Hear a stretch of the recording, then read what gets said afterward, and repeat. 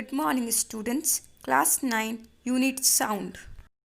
Let us begin our today's class, that is sound. So, before starting the chapter, let me just ask you, do you all like to listen music? If you ask me, according to me, yes, I too like to listen music. But nowadays, majority of the students likes to listen music. But have you ever thought what is music and how it is produced? No, right? So, okay, we will be knowing what is music and how it is produced. Music is nothing, just a form of sound. So, now we are coming to the topic that is sound. So, now you will be asking, music is sound, but what is sound now? Yes, what is sound? Sound is nothing, it is just a form of energy which produces sensation of hearing in our ears. Now, I told you about music. Now, tell me, when a glass falls down, what do you hear? An unpleasant sound, right? So that you don't like to listen that one every time. It's very annoying, right?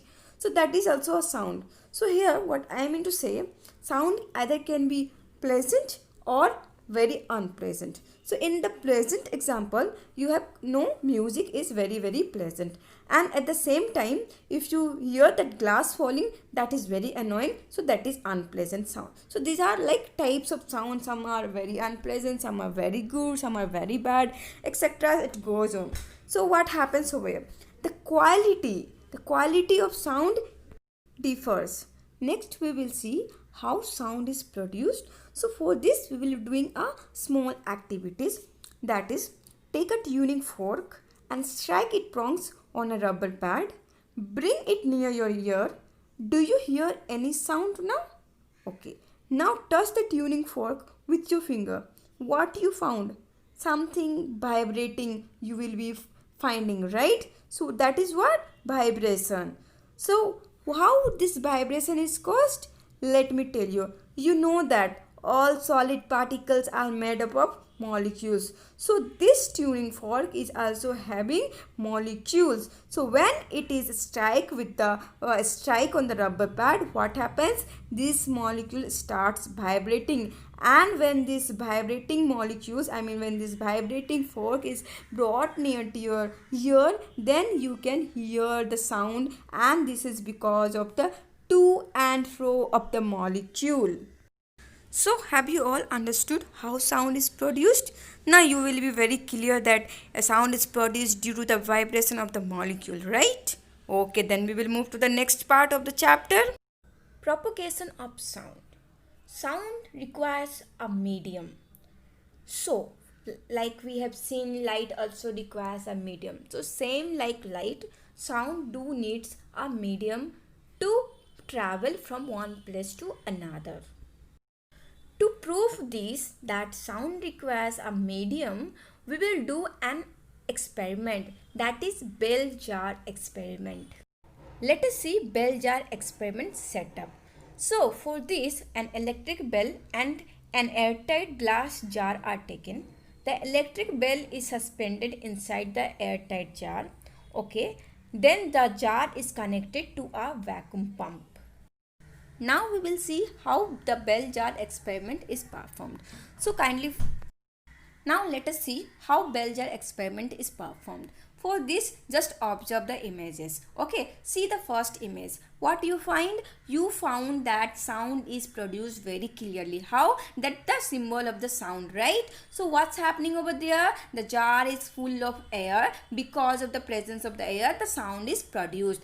But when you see in the next step, this is where the vacuum pump is evacuated from the jar, right? And the air inside the jar is pumped out gradually. So that's why the sound is produced very less and it is not at all clear. And now you see the third image. What you are finding? You are finding that there is no sound symbol. That means there is no sound. Why? Because there is no air inside the jar, right? So no air, no sound. This means what? You observed that in the first image there is a sound production due to the presence of the air, but in the last one there is not at all sound because of the complete absence of the air inside the jar.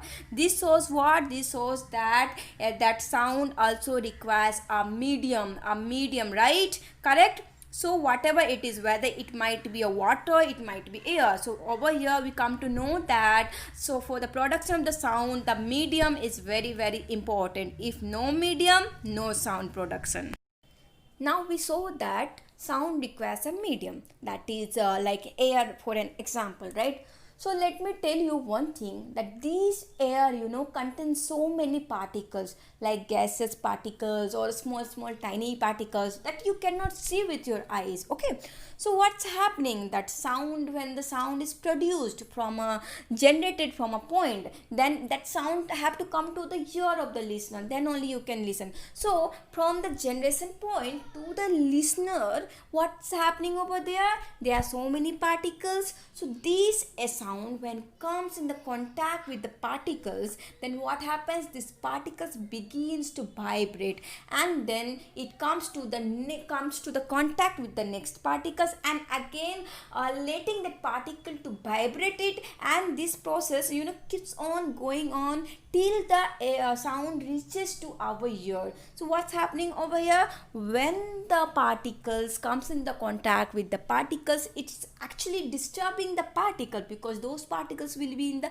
position of the rest. What's happening, they are displacing it, they are disturbing it. So this disturbance of the particles is called wave. So what is a sound? Sound is actually a wave. So in what way? I told you that whenever the sound is produced from the generation point to the ear of the listener, the sound disturbs the particles, and because of the disturbance of the particles in the air, only we can hear. So sound is a wave. Next we will see the longitudinal nature of the sound waves. For this we will be doing a small activities. So take a spring and move it forward and backward. You will observe that in some parts of the spring the turn will be closer, and some other parts the turn will be far apart. So the region where these turns are closer to each other, that region will be called compression. And the region where these turns will be far from each other, that region will be called as the refraction. So you have come to know the region of the compression and the refraction. So let me tell you, this is how the sound moves from one place to another. So the region of the compression, in that region the sound will be crowded, okay, and at the place of the refraction the sound will be little far from each other, and it will be of at low pressure. So you will able to hear very little of the sound. So the waves that moves in a compression and the refraction way, that is called longitudinal wave. So this is exactly how the sound moves. So this is the longitudinal nature of the sound waves. So till now we have seen that sound moves in a longitudinal way, sound requires a medium, and sound is a wave. Next we will see the characteristics of sound waves. Sound is described by 5 characteristics, namely amplitude, frequency, time period, wavelength, and velocity or speed. Let's see one by one. The first one is amplitude. So let us see what is amplitude. So whenever a wave is passing in a medium, what happens? The particles starts vibrating and gets displaced from its original position, right? So the maximum displacement of the particle is called amplitude, okay? So if the vibration of the particle has large amplitude, then the sound will be very loud. And if the particle have a very low amplitude, then the sound will be very soft, very low, okay? So this is what amplitude it is. The SI unit of the amplitude is meter, and it is denoted as A, that capital A. Next is frequency. So frequency is the number of vibration produced in 1 second. Okay, and it is denoted as small n, and the SI unit is hertz. So the sound frequency for the human ear is between 20 hertz to 20,000 hertz. Let me tell you, sound with a frequency less than 20 hertz is called infrasonic sound, and with greater than 20 kilohertz is called ultrasonic sound. Time period. Time period is defined as the time required to produce one complete vibration, and it is denoted by T. The SI unit of time period is second. Wavelength. You know, like any other things, sound too have a length. That is called wavelength. So let me tell you what is wavelength. It is the maximum distance in which a sound wave repeat itself is called wavelength. So it is denoted as lambda and SI unit is meter. Next one is velocity. You know what is velocity. It is the distance traveled by the sound wave in 1 second. That is called velocity. And the SI unit of velocity is meter per second. Sound can be distinguished from one another by three different factors. That is loudness, pitch and timbre. So what is loudness? You know, right now we learn about loudness, right? We learn about the amplitude. What happens if the wave is having a very large amplitude? Then the sound will be very high, and if the amplitude of the wave is having a low, then it will be very soft, means the sound will be very soft.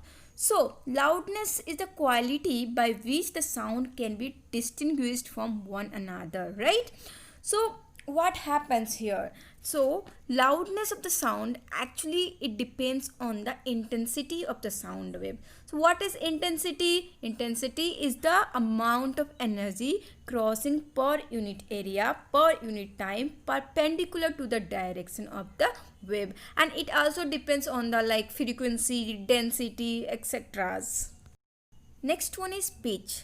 You know, some people will be having like very thick type voice, and some people will be having very thin type voice, right? You would have heard different type of voices, right? So pitch is also a characteristic which distinguishes whether a sound is shrill or bass type. I mean, it is like whether it is very thickened type or very thin type of sound produced by a person. So that is actually, that characteristic is called pitch. So high pitch sound is called shrill sound and low pitch sound is called flat type. Okay. So next one is called timbre or quality. So it is actually for the people or for the instrument which is having like same loudness and same pitch. So how it will be distinguished? So by the quality of the sound, that sound can be distinguished by the instrument or by the people. Okay. So timbre is the characteristic by which distinguishes two sound of loudness and the pitch emitted by two different instruments. Okay, this a sound of single frequency will be called as tone, and the collection of the tone will be called as note. That actually happens in the instrument. If you know to play a guitar or any other instrument, you will be knowing this quality. Let us see the formula for the speed of sound. So we know that speed equal to distance by time. So speed equal to distance into 1 by time. In case of the sound, distance will be equal to the wavelength. So frequency equal to 1 by time. So the formula will be like this. Speed equal to wavelength into frequency. So speed is denoted by V and wavelength is denoted by lambda and frequency is denoted by F. So V equal to lambda into F. Speed of sound depends on various factors such as temperature of the medium, pressure of the medium, density of the medium, and the nature of the gas. Speed of sound differs for different materials, and a big tabular column is given in your notebook. Kindly refer it and learn it. It can be asked for 1 marks. Next we will see the reflection of the sound, and I think you know what is reflection, right? So reflection is nothing, just the bouncing back of anything. It might be of sound or it might be of light, right? So over here, while we are learning reflection of the sound, so here the reflection of the sound will be the bouncing back of the sound after striking a surface. And like the light, it also have a incident and the reflected. Okay, so the laws of the sound will be like this. The angle in which the sound is incident is equal to the angle in which the sound is reflected. The second one is the direction of the incident sound, direction of the reflected sound, and the normal will lie in the same plane. Okay. Next is like when you go to hilly areas and you just take your name, what do you hear? You are hearing some kind of sound. You might get afraid. What is that? No, it's nothing. It's just the reflection of the sound. That is actually over here called echo. So what happened? This echo is nothing but when you shout your name or anything, the sound goes to a far distance, okay, and then it hits the surface. It might be a mountain, and again it returns back to you. That process will be called the echo.